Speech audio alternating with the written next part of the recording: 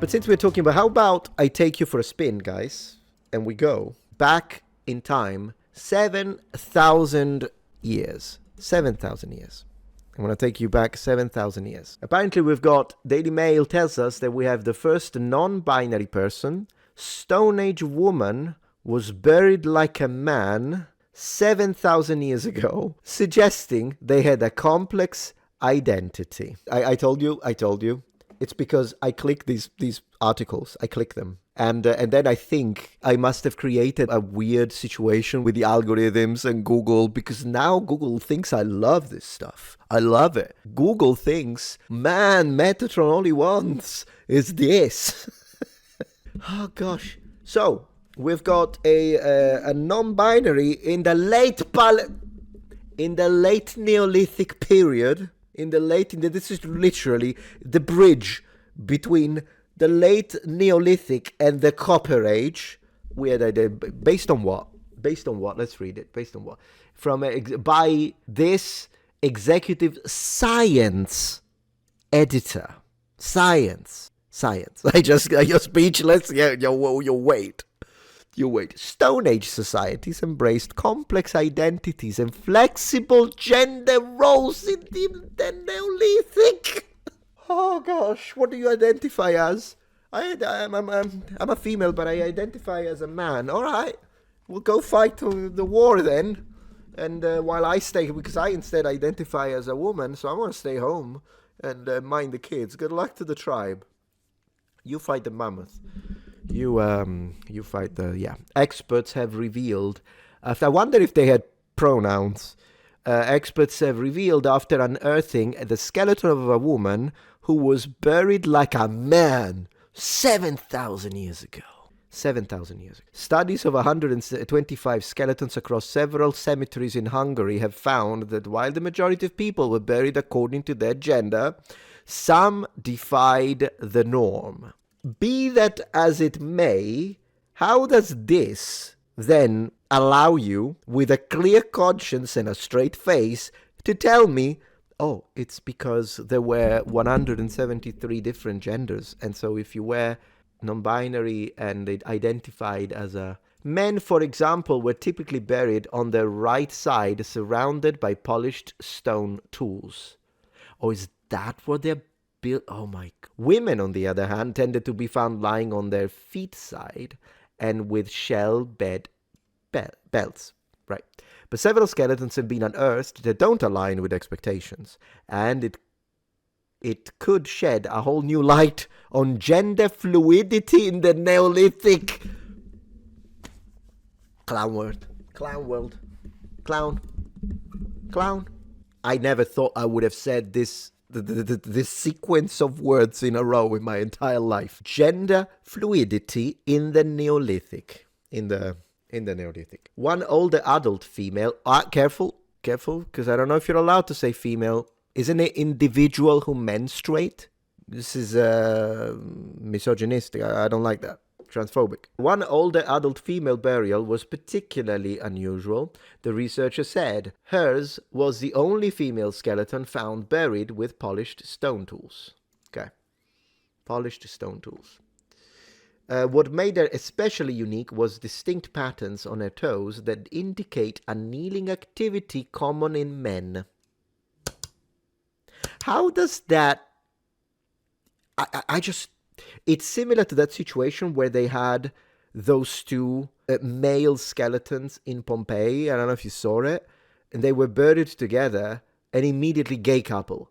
No, before you make I'm not saying it. Of course, there were gay people, I imagine, since the beginning of our species. But what I'm saying is, you can't make statements like this. Be a professional archaeologist, scientist, and not have me demand you forfeit your degrees. Because that's what I demand. I am like scorched earth with these people now. I think the Splitzer, you write something like this in a university paper, you should be fired. Like, not even second chances. Nothing. Because you are betraying the public trust, and you are using the weight of your degrees to push nonsense because of political messaging. And I don't need to explain why. this is nonsense to a professional researcher. The simple fact, the polished stone tools. Well, couldn't it be that in that, for instance, in that tribe, at that one moment, the men were fighting, but they still needed to use the tools and chop the freaking wood because it was coming to winter. The men are still fighting. Maybe they had some losses. Woman, do it. Do the job. And so she's got to do it. She's got to do it. It's a time. This happens, by the way. What I just said, which is the first thing that came to my mind, and I'm not even a full-time researcher's ultra professor emeritus, right? This has historical documentation. There are sieges that occur all throughout classical antiquity, sometimes in medieval period. They're very rare, but there are sieges where they're desperate. They don't know what to do. And so the men are not enough to man the battlements. They get the women. They're like, women, come up here, help me throw rocks at those Muppets because they're gonna get in. We're all gonna die. So extreme situations sometimes will break gender roles for obvious reasons, but then those gender roles, in the majority of history, in fact it's a new thing now, but those gender roles tend to return to their natural status as the situation, the emergency ceases to be a thing, particularly if there is repopulation, for instance. That would make a lot more sense than she identified as a man, which is basically what they're trying to say. Massive announcement. Check this out. You're gonna love it. As many of you know, or at least I think you know, I've been writing a book, my new journey into becoming an author. I've mentioned this on a few videos and on X, but this book was indeed crowdfunded. Now, any person who has donated or will donate to the crowdfunding will receive a full audiobook, and this is crowdfunding exclusive. So, as a way to say thank you to the people that have donated and supported my dream of becoming an author, if you have a minimum of $5 donation, you will receive the entirety of the audio file of the book, recorded by me with my voice, no AI involved, as a crowdfunding exclusive reward. This applies retroactively, so for all 262 donors that I've had so far, you'll get this, and anyone who decides to donate $5 or more, thank you very much, never expected, always appreciated, then you will be guaranteed a audio file of the book by the end of the crowdfunding campaign. Important, once the crowdfunding campaign is over, this audiobook version will not be made for sale. So this is, once again, crowdfunding exclusive. It's a perk. If you're interested in the audiobook, click the link in the description, and thank you so much. Incredible. What made her especially unique was distinct patterns on her toes. We did it. Which, by the way, once again, why distinct patterns on her toes could be interpreted with a mosaic of possible speculations, but it's all speculative unless you find something written, unless you find something else that can be connected to solidify your elucubrations, if you will. Why is the first thing they jump onto modern identity politics? And this is not the first time. There was a university pushing for the idea of, oh, look, we found female bones buried in the Nordic context. I don't know if you remember, I made 2 videos about this. Female bones found in the Nordic context, buried with shields, axes, weapons of war. What do they say? Transgender. This is a woman who identified as a man. Then I dug deep with a couple of members of my team. And what we found out, it didn't even take us that long, I'll be honest with you. It was like maybe one afternoon. We found the actual museum in Scandinavia. I think it was in Denmark, if I don't remember, if I'm not wrong, or Sweden. We found the actual museum, and the museum declared that the bones had been mixed. So we have no idea. The museum literally stated there is no way for us to say which set of bones belongs to which funerary kit and material goods. So the entire thing that they built was based on nothing. But the moment someone like me looks into this and brings it forth to the light with the receipts, I'm accused of being transphobic. So of course I know that this is going to get me at, are you trying to say that transgender people should hide? And that's what they're going to say. And I don't care. Say whatever you want. Call me whatever you want. Look at this. This discovery of a female buried with traditionally masculine attributes suggests society tolerated exceptions and was already experiencing the complexity of identities, the researchers said. The researchers are liars. They are activists. And I want to see where this is, because if it's in the UK, they are doing it on purpose because they're scared to death of being put into prison because they have no freedom of speech in that country anymore. And if this is somewhere else in Europe, I mean, it's still kind of the same, not at the same level. Maybe they do believe it, because sometimes I do feel that some of the things researchers or presenters or some of the YouTube channels, they just have to say it because they're scared. Maybe they don't really believe it, but they're scared. There was this, if you remember, this professor, English, and he was reading, I think it was Wired, and he was reading the questions, and someone asked, what did the ancient Egyptians look like? And they meant ethnically. Were they black? Were they brown? Were they white? Were they what? Were they olive? What did they look like? You know what he said? They looked like human beings. They looked like human beings. Next question. Coward. You're a coward. Because you know the current context of what the Afrocentric community has been trying to push. And so you're a professor, big shot, you don't say it. Why? Because he's scared. Because if he says the truth, if he tells the truth, based on the data, he's afraid. Because, they're going to call me names. And what if I lose my job? Well, someone has to take a stance against this nonsense. Traditionally masculine attributes and its identities, yeah. A typical male burial from this place cemetery. It shows the skeleton of a man buried on his right side with a polished stone. So this is a typical, it's not even the skeleton in question, okay? This is a man. I get it. The study carried out by a team from the French National Center for Scientific Research. So guys, for those clowns that make response videos to me, or write on Reddit, and they're like, are you saying that you care about what a TikToker says? This is not a TikToker. This is the National Center for Scientific Research, which should be the most unbiased, professional, non-political, unbiased up to whatever extent that is possible for the human mind, group of people talking about this. These should be the people we should trust. And they are the very first to betray us. Don't tell me it's like, oh, you just found a stupid TikToker or a silly streamer. No, it's the authorities, it's the people with the power, at least when it comes to education system. Focus on two different Hungarian cemeteries. At the first, Polgar Ferenci hat. They found no clear differences in burial treatment between the sexes. Right, so at first, okay. But at the second, the first cemetery, the whole thing, we said there was no difference between, okay, great. But the second one in this location, which dates back to 4800 BC, there were definitive distinctions in how different genders were laid to rest. Now, whoever is writing this doesn't even know what they would believe in, because they're using actually gender and sex interchangeably, which is how I use it, but I'm just saying.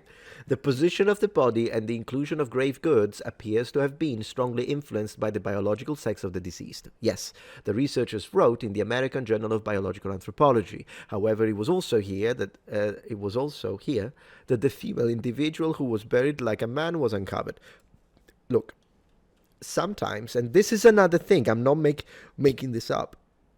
Sometimes when we find a sword, when we find a pickaxe, when we find a shield or even a belt that we know is normally associated with males in this specific society, and it's buried with a woman, it could be to indicate their status. So this is no simple woman. This is the wife of the chieftain, or she's the mother of whoever the heck he is, the Jarl or successful warrior. That's why, and there is precedent to this, and the difference to the nonsense that they're bringing up is that what I am saying can be backed up with literary sources that tell us that's exactly what they do. How is it that I know this, but they don't? From the super professional center, no, they do, and that's why I call them liars. There's no way. I refuse to believe that professionals know less than me. I don't believe that. I expect them to know more than me, 10 times fold. So it is impossible that they are not aware of this specific explanation as to why sometimes women were buried with a specific kit that normally is not found in women funerary kits. It's because it was representative of her status as a woman married to an important man. But it's a message that they hate to push. But here's the thing. You can't have it both ways. Either you accept the reality of history whereby men held the power and women with power gained it through the importance of their son, husband, brother, male family members. Now, given there were women that were very political and knew how to influence and weave that power. I don't deny that. But this power is subject and dependent on the power of men because of patriarchy. So you can't complain about patriarchy while at the same time doing this to deny it.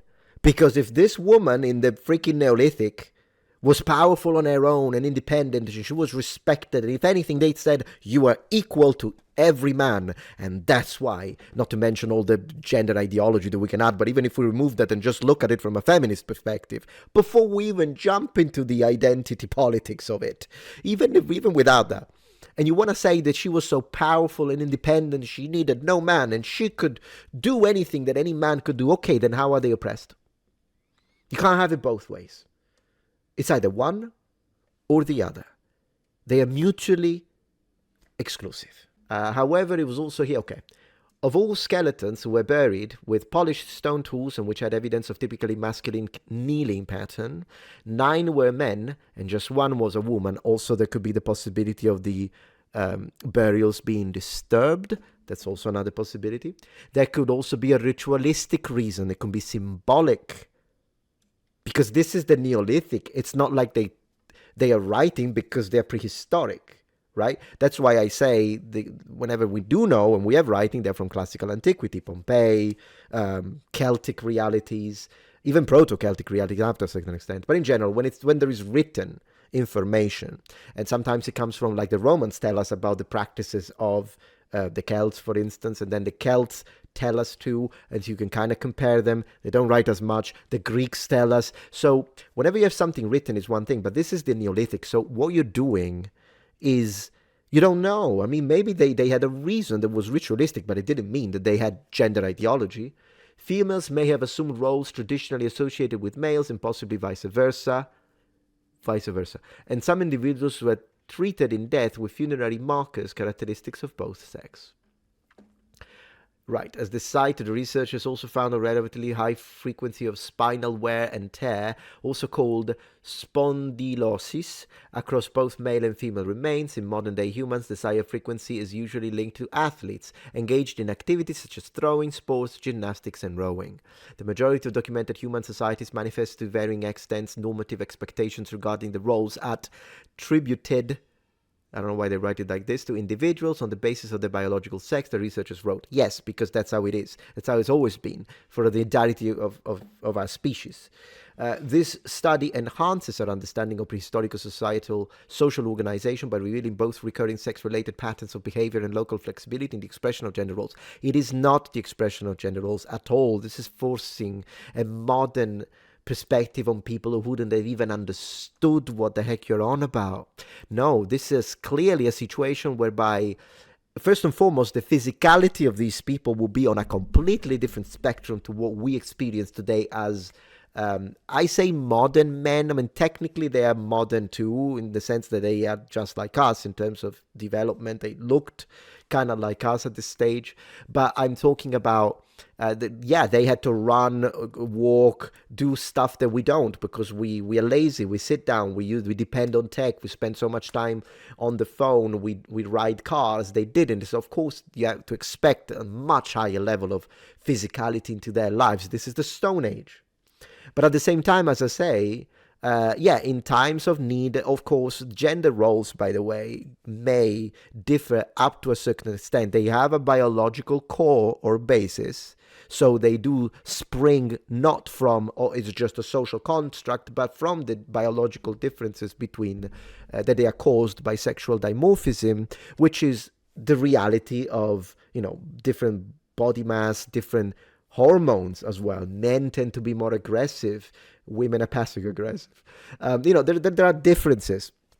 obviously in the upper body strength is insane. Legs comparable, but upper body strength is insane. The differences are staggering, and the reality is that gender roles come from that. That's the basis, is biological, but then up to what extent this is a woman's job and this is a man's job is also influenced by cultural and oftentimes religious realities. So yeah, there is a difference. If you look at, I'm not saying that it's absolutely impossible that some women learned how to throw a javelin because in this other tribe, if it's on the other side of the planet, or maybe there is a reason for it as to why they also needed to learn to throw those freaking javelins. But once again, this is ridiculous. The way they are trying to paint it is absolutely insane. And these are the pros, in theory. These are the pros, guys. I don't even know what to say. Let me see what you guys are saying. Finally, we found the Valkyries, non-binary. Yeah, you know what? What's crazy also is when you say, you think about it. When you say, look, we found this woman, like they did for the Viking fake grave. Look, we found this woman. She has a shield. She has an axe. She has a sword. You know, what? If that's confirmed, and it wasn't because it was fake, but had it been confirmed, what is the first thing you would have thought? The first thing I would have thought is, maybe it is a shield maiden. Maybe there is some truth to the idea that in some situations in Nordic cultures, perhaps some women did fight alongside the men. That's what I would have thought. No, the first thing they say is, oh, it must have been a female who identifies as a man. That's misogynistic. I'm sorry. At this point, that's misogynistic. I'm sorry. But I'm not sorry. Why, the split second, you find an exceptional woman, oh, she's got to be a man then. And that's the side that is pro-women, is it? But it wasn't confirmed. It was nonsense. It was nonsense. Probably the funeral kit belonged to a man, as it is, because men go to... It is what it is. But yeah, let me see what you guys think. Let's see. That approach is more egregious than mere presentism. Yes, you're right. They begin with an unjustified conclusion and do everything possible to force create a support narrative across history. You're absolutely right. And it's exactly... there's a word for it. Confirmation bias, that's what it is. So they have already decided what the message needs to be. And so then they are willing to modify the interpretation of the data or the data itself, like when they didn't tell us about the contaminated sample of the bones, disrupted sample. They will do that. Absolutely. Totally. Incredible. I'm not saying they were a man. Good, we agree then. But they could get to a point where they are respected like one. Oh yeah, or even more than a man. If you're a queen, you're respected more than an average man. But it's once again because of the power of the king or the prince or the institution in general. What I'm saying is, of course, there are scenarios where there is a woman and she will have a higher social status than a man. It does happen. But it is still within the filaments of patriarchy. It is. It still is. But yeah, of course, there are scenarios like that. It just doesn't mean that she's a man, though. That's the part that I find ludicrous. It's a part that no one is saying that if you're a peasant, but you're a man, and she's a duchess or the freaking baroness. Clearly, behind a strong and smart leader, a man is a strong woman. I can sympathize with that totally. I mean, to be fair, like my wife has been helping me a lot. You know how I've been posting a lot of videos on the channels. One second. Excuse my French. But she helps a lot. She helps me with the thumbnails for the second channel. I wouldn't have time to do that. She helps me with the editing. Sometimes I edit some of my videos, but the majority of the videos now she edits. So if it wasn't for that, I wouldn't be able to maintain this level of production. So absolutely, we're a good team, I think, my wife and I. But as you see, we have different things. We do different things. And it's a well-oiled machine, I believe. Yeah, at this point, anything Last Europa would be more likely than whatever the heck they are trying to push. 100%. You've been married for 16 years. That's cool, Geeky. Nice. We've been married for... Is it 4 or 5 at this moment? I don't even remember. 4 or 5. I'll double check. Maybe it's 5. It's crazy how time flies. They say crazy, spooky how time flies when one is having fun.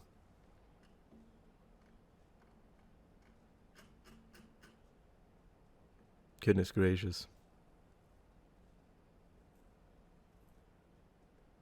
It is a non sequitur. You're absolutely right, time traveler on Rumble. It is absolutely a non sequitur. But they know that. They know that. If we know it, they know it. And so there's that.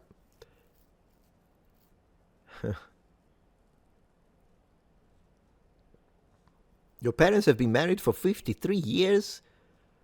Holy moly. What? So did they do, what is it? Silver? I don't even remember what it is. Like, you know, you have silver wedding, gold wedding. I don't remember which one is which at this point, but that's insane. Man, that's commitment. That is commitment. Let me have a look at... Oh, we got 44 viewers today. It's good. Twitch is going very well. Massive thank yous. Once again, let me remind you, we are only 8. I got to show you.